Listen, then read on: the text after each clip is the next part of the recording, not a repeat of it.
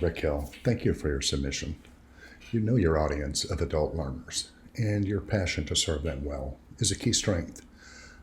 I think it's interesting that you noticed there was no banner, and that's the benefit of having a template and a set of fresh eyes, is to be able to look at what we've done after we've processed some new information and determine what changes we want to make, which is not dissimilar to what your learners are doing. They're looking at your content, your information in the course to determine how much they're going to engage. So you have some tweaks to make, but I don't think you have an overhaul to make. And the good thing is the tweaks are going to create a more vibrant course for your learners and a more engaging course for you to teach.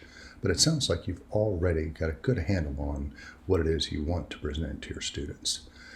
And what really jumped out at me in your personal goals is that you want to have a course that has intercultural competence, and I think that is super important. I think it is an aspect of online education right now that is probably, there's a lack of awareness, but is probably from a global standpoint is probably one of the biggest opportunities in online education in North America. So I was really pleased that that is a focus of yours as well.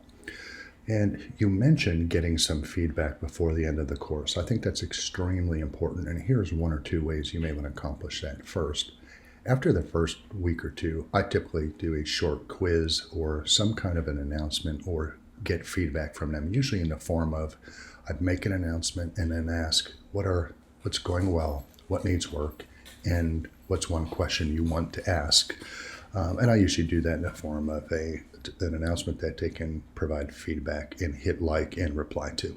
Or I send out a picture of a traffic light with red, yellow, and green on it, and I say, give me a color, and hit reply and give me a color and one short statement of why the color is that way. So that way, if I have a lot of yellows and a few reds, well, that helps me make some quick changes.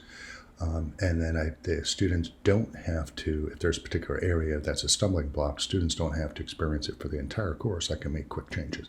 And I'll usually do that about a third of the way into the course and about 2/3 of the way into the course. Or sometimes I do a halftime, and I'll just say, okay, what's going well, what's not going well, and what was one reflection from the first half of class that you feel you've learned the most from, or something like that. So I let them know that, and it also fits into the other areas of the rubric where students have the opportunity to have some agency in their learning, but it makes it feel like it's an engaged course, and they're not just this, they have to take it, and if something's not working, they have no agency in providing a voice into that change.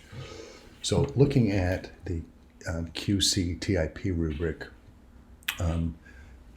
in the design area, there's definitely opportunity for some tweaks. And concerning accessibility, I would recommend, and I'm sure you've already done this, just touching base with the Office of Disability Services and asking them to see what services they offer, and if there's an instructional design unit that you have, or are there particular accessibility checkers already in your LMS. I'm thinking you use Blackboard, and if that's the case, Blackboard does have an accessibility checker that in the design of their pages, as well as using Word docs, PDFs, and PowerPoint. There is a template, and you can just Google those, but there's a template that you can get that if you use that template, those particular documents will be accessible. And your course learning outcomes, is definitely an area that you're wanting to provide some tweaks with there. And I would look at a strategy. Sometimes it can be overwhelming when you hit a particular area of your course that needs a lot of work, or you've identified for major revision. Think about what are the 1, 2, or 3 things that you can do the next time you teach the course. It's going to give you the most leverage. It can be a little daunting to think I've got to overhaul this particular aspect of my course as opposed to making some strategic moves.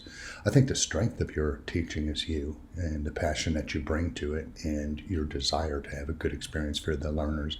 I always say love covers a multitude of wrongs in course design. If the students know that you care and you're passionate about it, that gives you a lot of capital as you're making tweaks to some of these major revisions to have an optimal course.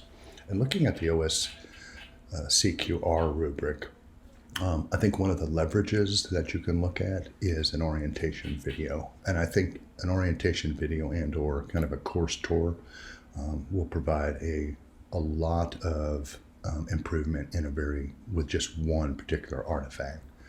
And again, I mentioned the templates for accessibility. And then for your content and activities that you have identified a lot of major revision there, I would recommend getting with an instructional designer. And I don't know what your campus setup is, but to get together with the instructional designers and or identify specifically the, again, 1, 2, or 3 steps that you're going to make to provide the greatest leverage.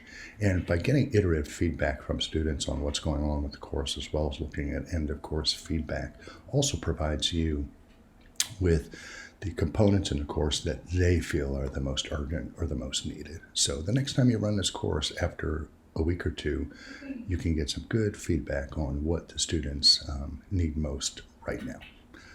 Thank you so much for your submission, and I hope this feedback was helpful.